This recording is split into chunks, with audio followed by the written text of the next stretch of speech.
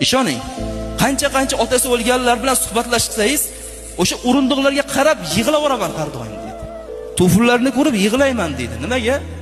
Yo'q-da endi.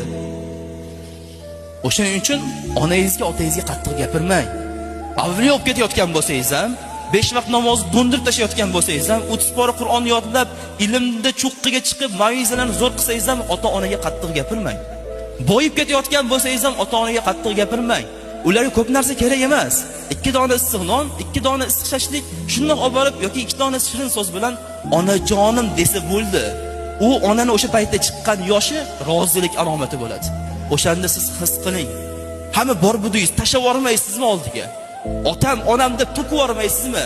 Kuniga 1 milliondan rasot qilmaysizmi? Nima qilasiz? O'shancha mol dunyoni olib ketib, yashirib, xotin bilan birga taxlab nima qilasiz? Olib ketmaysizmi baribir? Sarf qilmaysizmi?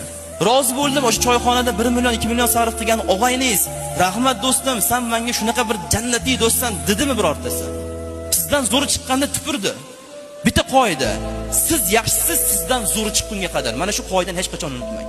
Qayerda bo'lsa ham siz yaxshi bo'lib turasiz sizdan zo'ri kelgunga qadar. Siz unutilasiz keyin.